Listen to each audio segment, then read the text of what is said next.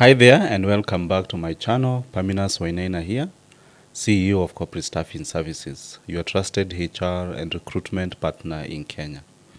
It's wonderful to be back with you, sharing weekly insights to empower HR professionals and organizational leaders. Last time, we talked about the difficult dilemma of the high-performing toxic employee. Today, I want to explore an even bigger problem: how us as leaders with the best intentions can sometimes unknowingly create a toxic culture that suffocates our own organization. So this is not about malicious intent. It's about blind spots that we have as leaders. And these blind spots can be far more damaging than any single toxic individual.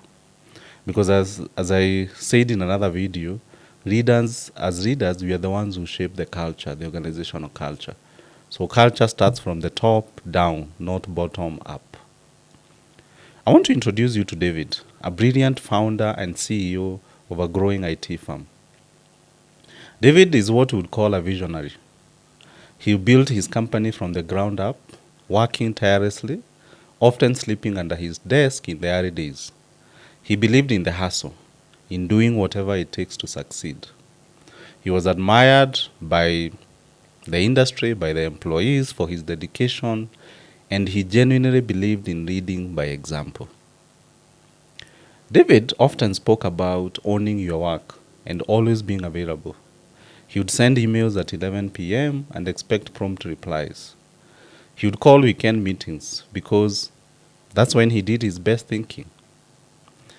If someone went home on time at 5:30, he would ask the employee, "Big plans tonight?" with that knowing look. He never told anyone they couldn't have a life, but his actions screamed it. Then there was his pursuit of perfection. David would dissect every presentation, every report, finding even the smallest flaw. He believed this pushed his team to excellence. What he didn't see was his team constantly stressed, double-checking every comma, terrified of his feedback. They stopped innovating, stopped taking risks, because failure was met with intense scrutiny, not learning. But David never raised his voice. He never disrespected any employee. He was always passionate. But behind his back, his employees were exhausted, burnt out, and silently resentful. Turnover was starting to climb, and the best talent was leaving, citing stress and lack of work-life balance in their exit interviews. David, when he came to know this, was confused. "I give them so much freedom," he'd lament. "Why aren't they more committed?" He genuinely thought he was inspiring them, pushing them to do and to be their best. But the culture he had built was one of fear, exhaustion, and unspoken expectations. He was poisoning his own well without ever knowing it. Ladies and gentlemen, David's story isn't unique. Many of us readers fall into these traps. So, what are these invisible poisons and traps, and how can we counteract them? Number one is the always-on expectation. When leaders consistently work long hours, send late night emails, or place only those who match their frantic pace, they tell their team that boundaries are unacceptable. The solution? Model healthy working life balance. Encourage employees to disconnect, and go ahead and set clear communication norms outside of business hours. So let it be known this is the only time we communicate, unless there's an emergency. The second trap that most leaders fall into is perfectionism over progress. So a leader who constantly nitpicks or punishes perceived failures creates a culture where taking risks is avoided and psychological safety is non-existent. And what do we mean by psychological safety? Psychological safety is where an employee feels free to raise their concern or their opinion. So if you don't have psychological safety, you will have yes employees, and you don't want that because they only tell you what you want to hear. So ladies and gentlemen, what is the solution? The solution is to embrace what I call a fail fast, learn fast mindset. So as a boss, learn to celebrate effort and learning, not just flawless execution. You should be able to learn to give constructive, forward-looking feedback and not just critique. So it means you giving the people who report to you a chance to voice their concern and to be themselves. On to the next one, which is lack of psychological safety. And this is a big one. If employees fear speaking up, disagreeing, or admitting mistakes, innovation dies and problems fester. Leaders who dominate conversations, dismiss ideas, or react poorly to bad news unknowingly foster this. So, dear manager, dear boss, the solution here is actively listen.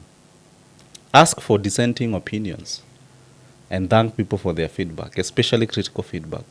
You should be able to create a safe space for open dialogue.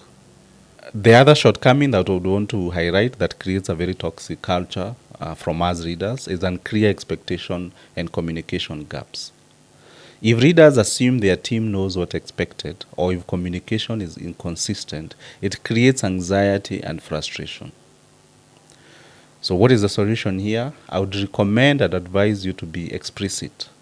Clearly define expectations, roles, responsibilities, and performance standards. Over-communicate rather than under-communicate. Ladies and gentlemen, the truth is many leaders like David are so focused on the vision and the bottom line that they don't have the tools or the time to assess their own impact on culture. They lack the objective mirror and the structured framework to build a truly healthy, high-performing environment. And this is exactly why Corporate Staffing Services, the firm that I lead, offers specialized HR consultancy services. We don't just recruit for you, we partner with you to audit your current HR practices, leadership behaviors, and communication flows. We help you identify those invisible poisons and traps, put in place a performance management systems, establish clear communication protocols, and train your leaders and managers to intentionally cultivate a culture of psychological safety, accountability, and genuine engagement. Don't let your passions create a toxic environment, dear manager. We are here to help you build the kind of thriving culture that attracts and retains the best talent, driving sustainable success for your business. As I come to the end, I want to remind you as a leader that your impact on culture is profound. Every action, every word, every unspoken expectation shapes the environment your employees breathe. So please be intentional, please be aware. If this resonated with you, share your thoughts in the comments below. Have you ever experienced or contributed to these blind spots? Let's learn from each other. And don't forget to like this video and subscribe for more practical HR and people management tips every week. I'm Pamina Swenena from Corporate Staffing Services, here to help you build a workplace where everyone can thrive. See you in the next video.